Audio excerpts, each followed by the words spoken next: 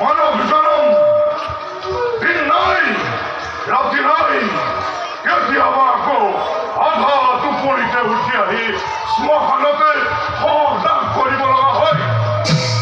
শ্মশানত কাম কৰা মানুহ এটা বৰ প্ৰয়োজন, নতুবা মধু পান কৰাৰ সময়ৰ হৈছে অভাৱ।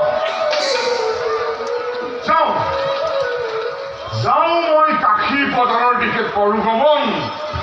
দামে দৰে আপিলে আজি এটা কিনি আনিব লাগিব।